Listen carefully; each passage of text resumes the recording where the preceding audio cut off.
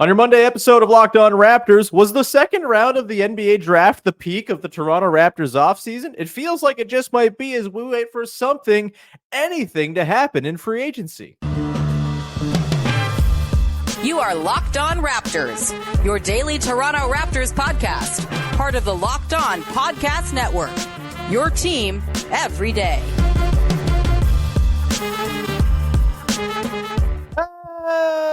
Hey, what's going on? And welcome to another episode of Locked On Raptors, part of the Locked On Podcast Network, your team every day. It is Monday, July the 1st, and I'm your host, Sean Woodley. I've been covering the Toronto Raptors now for 10 seasons on various platforms. You can find all my work over on the Hell website at Woodley Sean. You can find the show on Instagram at Locked On Raptors, and of course, you can join us over at the Locked On Raptors Discord server, where we're just waiting patiently for the Raptors to do something in free agency. Wouldn't that be swell? A single measly signing, a two-way, something? Nothing just yet, but you can come and hang out among friends as we wait in the Locked On Raptors Discord server, a great place to come and be among sickos. Of course, you can find the show for free wherever you get your podcast. Follow, subscribe, rate, review, tell a friend. Always appreciate when you support the show on the audio side of things. Of course, you can also find us on YouTube.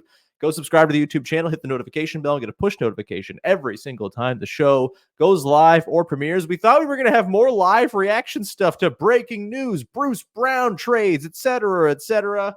Haven't yet, but that's okay because we're going to talk about all of that on today's show. Today's episode is brought to you by FanDuel. Make every moment more as playoffs wind down. The sports stop sportsing like we want them to, but this summer, FanDuel is hooking up all customers with a boost or a bonus daily. That's right. There's something for everyone every day, all summer long. Visit FanDuel.com/lockedon to get started. All right.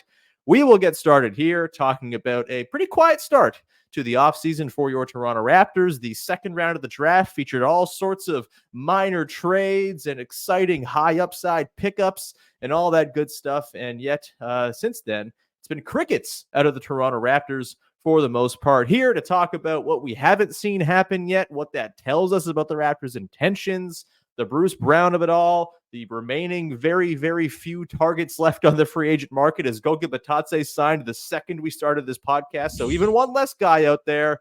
It is our pal, Vivek Jacob, Big V, not quite as fun as summers where they were after, Damari Carroll or trading for Kawhi Leonard or even signing Aaron Baines. It's been pretty quiet. How you doing, brother? I'm doing great, man. I am riding the high of India winning the Cricket World Cup. We got the Euros in full flow. Wimbledon started today. This is peak me.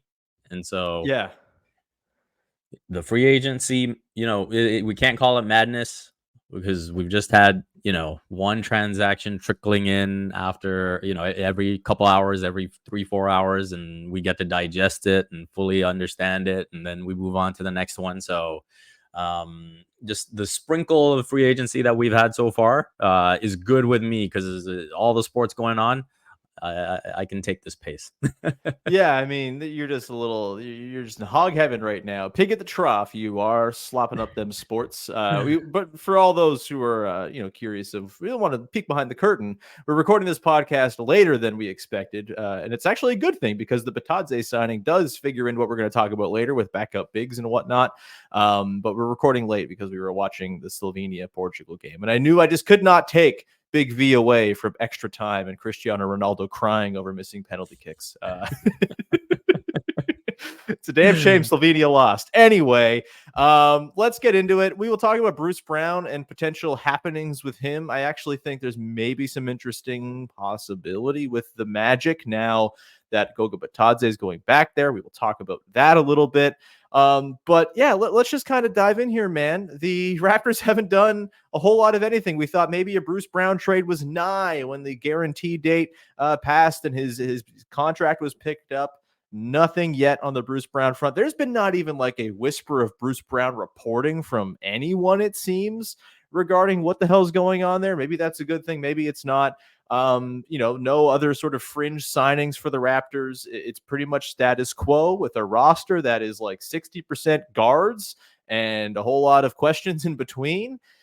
What do you make of it all, man? Do you have any sort of overarching takeaways from the lack of things to have takeaways from in the very first few hours, first day, whatever it's been of free agency here? Well, I think maybe on some level, teams have become just a lot more cognizant of everything that's happening with the salary cap ramifications, and Sure. so they're just trying to be extremely prudent with their decision making and not trying to rush into anything. Not going to try and rush into any Timothy Mozgov deals or Bismack Biyombo deals. And I think on the other side of it, it's probably also uh, just a bit of, uh, you know, kind of now knowing what the salary cap ramifications are, just playing hardball a bit more Hmm. in these negotiations and saying, Sure. "Hey, this is kind of where we draw the line." We're not just going to be out here throwing money.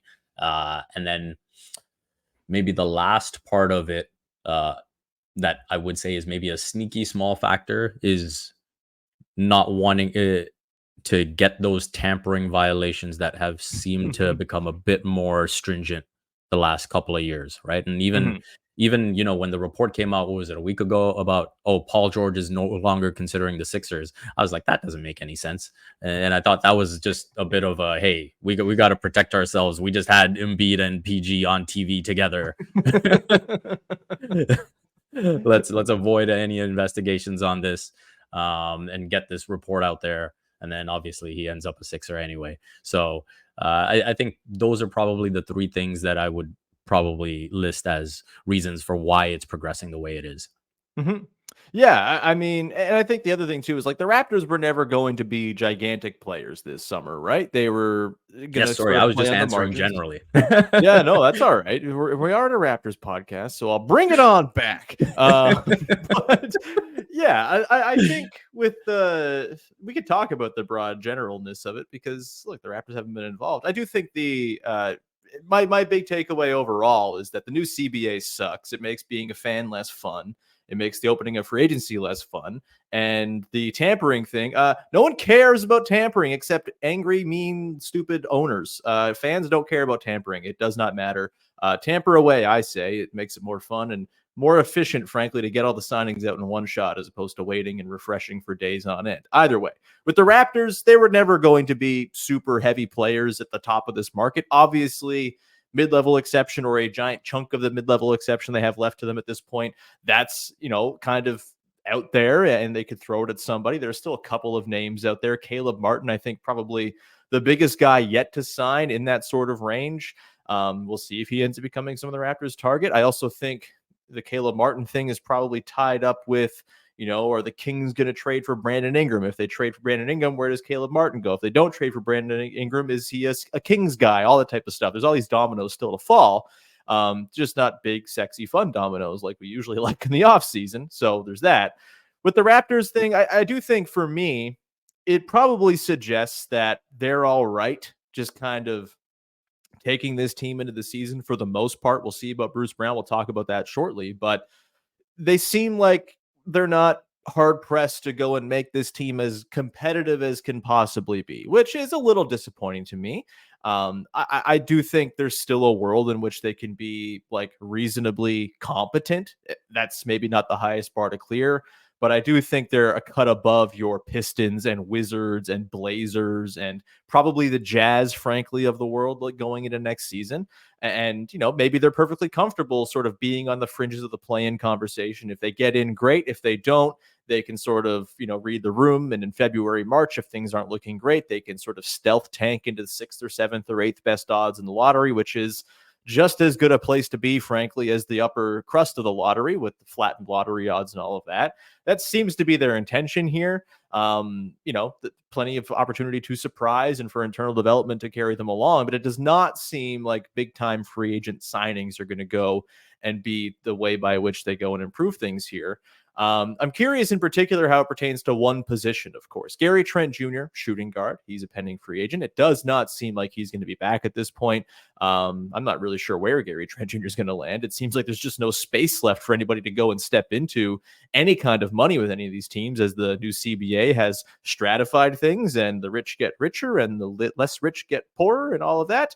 Or this, they're not poorer. They're still very there's no rich. getting They're poor just in the NBA, buddy. less super. They're just less super rich. But you catch my drift. What? So there's Gary Trent Jr. There's of course the shooting guard position for the Raptors, which I suppose is currently occupied by Bruce Brown, who you would think at some point there still is going to be a trade for somewhere here. Then of course you've got Grady Dick and Davion Mitchell and Jacoby Walter kind of comprising the rest of the 2-guard core. I guess RJ Barrett's going to be a starting small forward on this team, and they're just going to roll with it and hope he can play defense. I don't know if I totally buy that. What do you make specifically of the shooting guard position here, Big V, as it seems to be super loaded, but also super inexperienced, and sort of the reason the roster feels so out of whack and so imbalanced right now? You would think they're going to address that in some way, shape, or form here in the next little bit. And I would imagine that there's no way they bring Gary Trent Jr. back to further complicate that position. Yeah, I think this is one of the areas where if you look at negotiations, coming back to the point I make about, just being more hardball about it and being able to just say, hey, we got to watch out for what the cap situation is. And Bobby Webster kind of hinted at it when he was asked about Gary at the press conference. And so I do think they've looked at the situation saying, hey, okay, we've got Jacoby Walter, we've got Grady Dick, we've got different versions of lineups that we can throw out there. Maybe that's one position more than any other that we just look at and say, hey, we'll take our lumps here and we'll try to see how far we can bring them along and kind of kick the can down the road in terms of making a long-term decision on that position and seeing if there's some clarity that can be provided by Dick and Walter. So I think that seems where it's headed right now. And if you can get someone on that non-tax mid-level to come in and contribute, obviously you pointed out Caleb Martin, that'd be pretty sweet. But we'll see if he's enticed by a team that may be a bit higher up the pecking order right now. And so, I do think as things stand, it's leaning that way. Yeah. Dick and Walter sounds like two 75-year-old friends playing chess at the park. I love it. Yeah.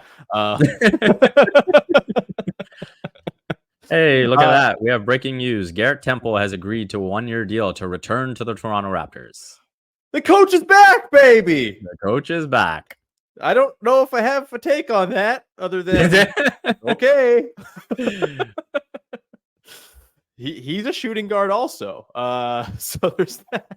Yeah. Just oops all shooting guards. Your 2024-25 Toronto Raptors. Hey, you need someone to play dad with all these kids.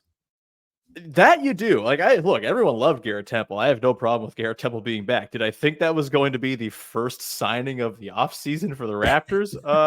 Didn't have my money on that one, but here we are.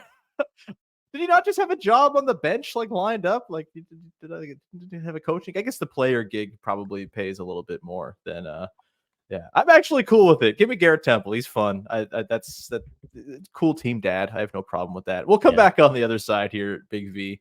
One veteran in the door. We'll see if this is the domino that begins a whole slew of dominoes falling for the Toronto Raptors. Maybe Bruce Brown's been traded by the time we come back from break. How's that for a tease?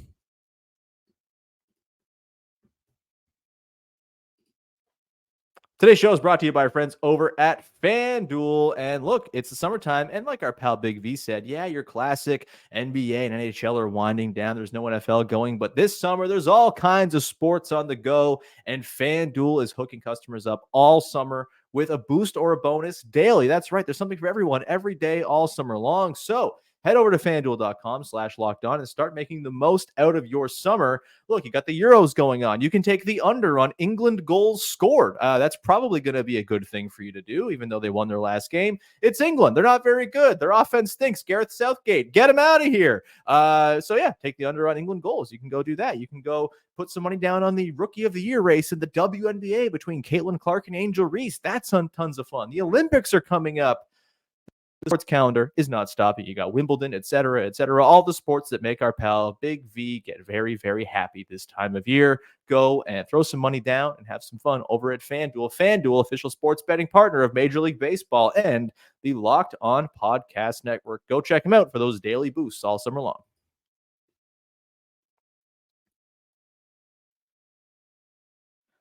Back at it here with our pal Vivek Jacob, Big V, as we continue to react to the bomb that is Garrett Temple coming back to the Toronto Raptors. Throw me for a loop. I didn't have this in the rundown. What am I doing? I got to do it on the fly now. Bruce Brown, we'll leave Garrett Temple for now. We'll do a full episode on Garrett Temple if things stay real quiet throughout the rest of the week. But Bruce Brown, this is the next thing you would think for the Raptors to fall. That said, this could very well carry on into the season. You know, it seems like perhaps the Toronto Raptors have misgauged the market for Bruce Brown a tad. It seemed like they did going into the trade deadline. They couldn't get themselves whatever it is they thought they could get themselves by having him on the team going into the deadline. So they keep him. They bring him in. They pick up his option. And look, just because a trade hasn't materialized yet does not mean it cannot. The moratorium ends on July the 6th. All the signings and things happen kind of then in all the different orders of operations that each team needs to do it to make their cap compliant. And so it's very possible that enough dominoes fall in the next few days that a Bruce Brown trade becomes more possible, and it happens between now and July the 6th. If it doesn't happen between now and then, maybe it's not going to happen until the season. But where are you at with the Bruce Brown thing? Are you all right at this point with him coming into the season on the team? Are there guys that you kind of have your eye on as potential targets for a Bruce Brown trade? Of course, Cam Johnson was mentioned in a report by Michael Scotto yesterday as someone the Raptors have an eye on. I think that's kind of an interesting one. It would probably take something to give up in addition to Bruce Brown to make it happen, but maybe that's worth it if the price is right. What's your sort of read on the Bruce Brown situation and the sort of very, very quiet state of the Bruce Brown trade saga that seems to continue on? Yeah, for me, I think the main thing is when you look at the Scotty extension, the Quickly extension, and how that's going to impact the cap, and you know the likes of Barrett and Pirtle and whatnot being on the books, you would like to use Bruce Brown in a trade that brings back, I think, a ready-made contributor. I think you've got a healthy dose of young guys. You've got picks to so come. many young guys. They just added 4 of them. Yeah. And you know, you've kind of replenished that draft cabinet as well. So I think the move with Bruce is to try and figure out, you know, is there that Cam Johnson type of deal? Is there another, you know, again, ready-made contributor, someone who can be a member of the rotation right away, potentially a starting role? You know, we talked about that shooting guard role earlier, you know, that because RJ is someone who can slide down to the 2, right? And so then you just go a bit bigger. And so I think that's something you got to look at.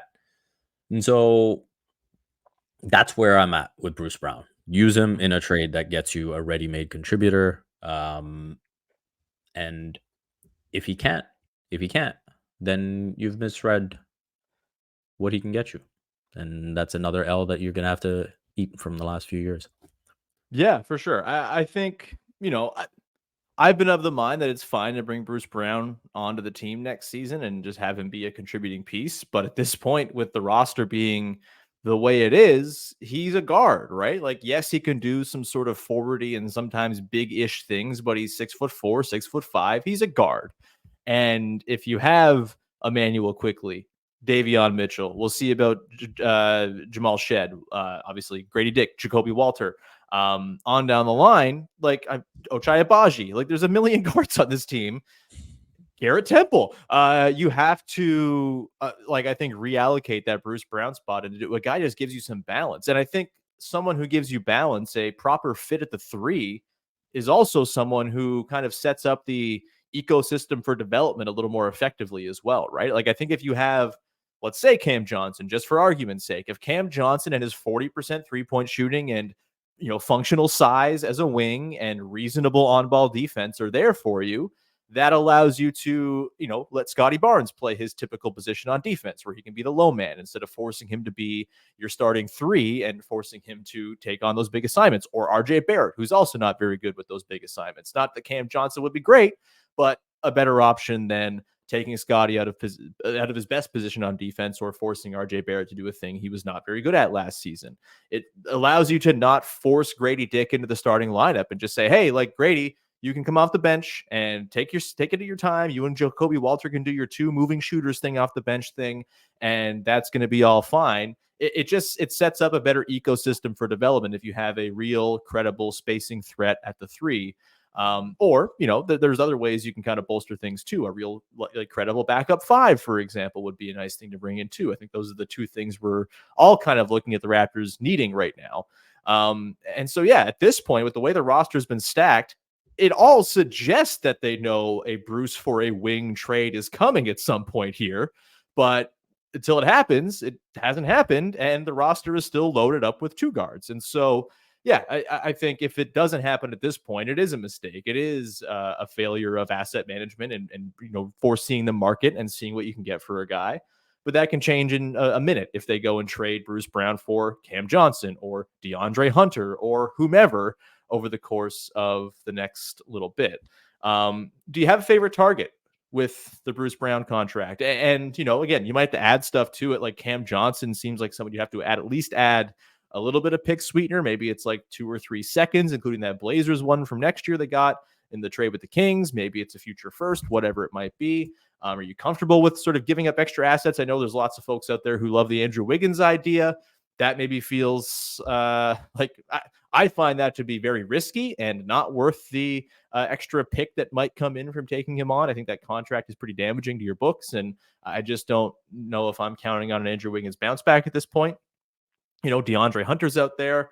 There's also the big man route we can talk about. We can maybe get into that coming up in a second here. But among the wing targets, do you have like a favorite, someone I haven't mentioned here that you'd like to see the Raptors try to make something happen with Bruce Brown going the other way? Yeah, so no one really outside of the guys we've mentioned. I know the last time we did an episode together, I mentioned Najee Marshall, but obviously he's going to Dallas. So I think it's slim pickings right now. And then, Cam Johnson is someone I like. So if there is potential there, I would like to see that happen. But yeah, beyond that, I think it's tough because, you look at New Orleans having lost Najee Marshall, they're probably hanging on to Herb Jones and Trey Murphy pretty tight. I mean, Trey Murphy, as they should. They're excellent starter. Yeah. So, I think if there was a window for that, it was probably last season, like early last season. Who knows? But yeah, I think right now you are in that situation where, again, you're in that between that rock and that hard place where you got Bruce Brown thinking you could use him in another deal. That didn't happen before the trade deadline last season, and now seems like you're stuck in a similar boat. And again, it's like, hey, teams are saying, we'll just sort out what we have to sort out right now. We know this is a guy you want to move, and so the deadline on this is probably February. This is the thing, is the whole world knows that the Raptors want to trade Bruce Brown, so their bargaining position isn't exactly fantastic either. There is a team that we talked about a little bit earlier that made a signing just as we came on air that I do want to maybe float an idea about, and that is the Orlando Magic. They now have a whole lot of centers. Is there one who's gettable? We'll get into that coming up in just one sec.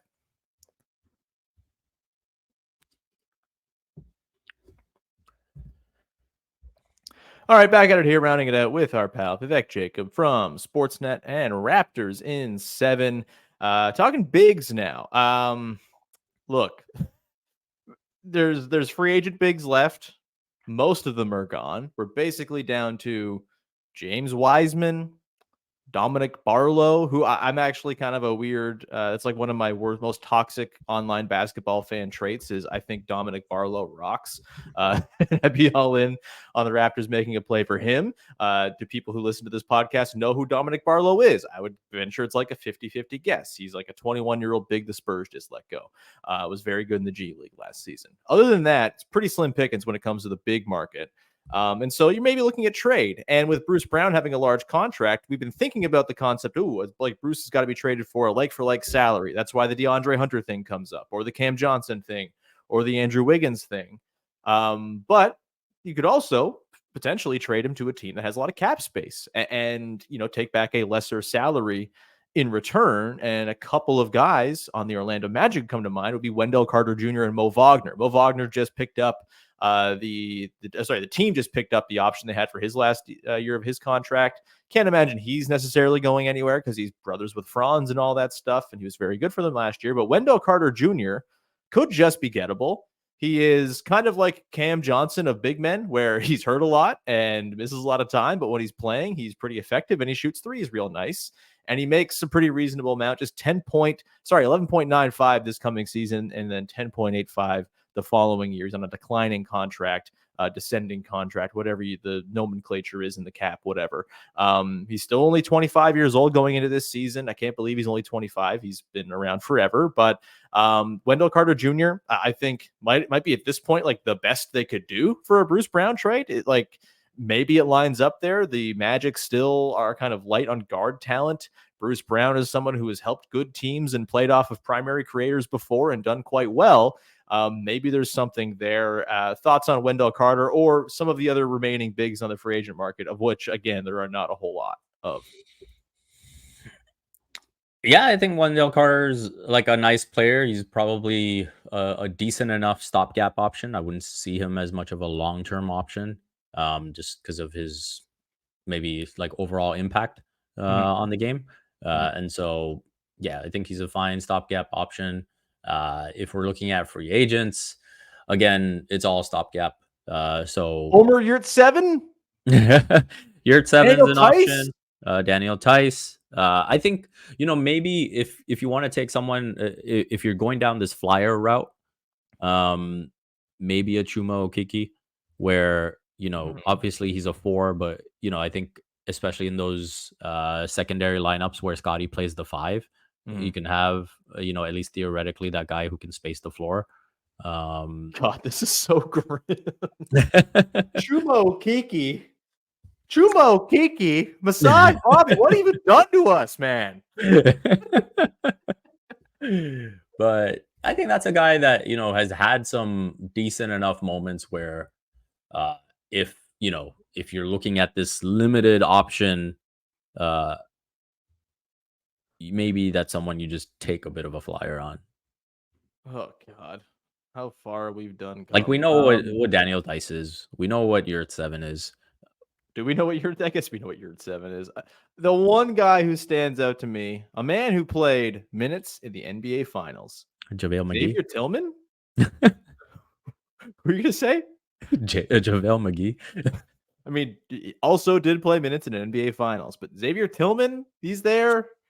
He's very unsexy and undersized. Yeah, Malik Williams, bring him back. This is where we're at. But again, this all comes back to kind of feeling that crunch of, hey, okay, so you've committed to these extensions, so we know the flexibility isn't there. So this is kind of where you have to just be very creative in addressing the rest of the roster and improving the bench depth. And you also really, really are back in that zone of, hey, you need to hit on your draft picks. You need to hit on your development.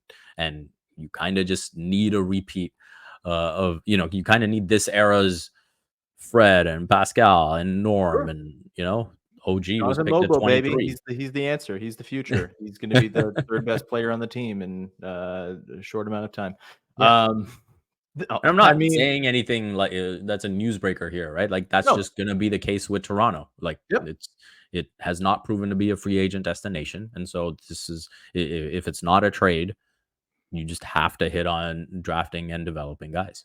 Well, yeah, here's the thing is like the free agency is basically, I think Paul George, I saw today, Paul George is the first player to move teams on a max deal since 2019. Like free agency is not how you bring in major talent. It's trade and it's the draft. And I do think the Raptors have proven themselves to be quite good at the trade part over the years. It's just, you got to wait for the right time for it to line up, and maybe not in that spot right now. And I don't think they did themselves any favors by getting a crappy return for Pascal Siakam, and not, yes, they've replenished their draft cupboard and it's slightly positive at this point, but it's not like they're sitting on one of these hordes of a bunch of picks they can go and throw around willy-nilly for a Lowry Marketing or something like that.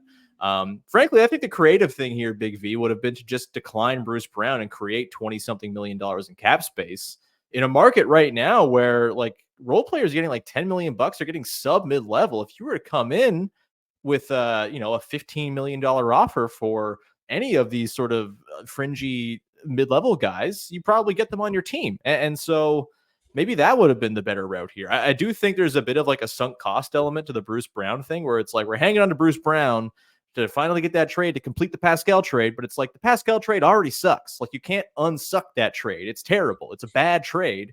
You can't go back on it. And so don't compound your problems by refusing to sort of cut bait. That's not, again, they could trade Bruce Brown for Cam Johnson tomorrow and I'd be totally happy. And I think, hey, that's great. That's perfectly fine. But it's still, the Pascal trade would still stink. Like it'd still be bad.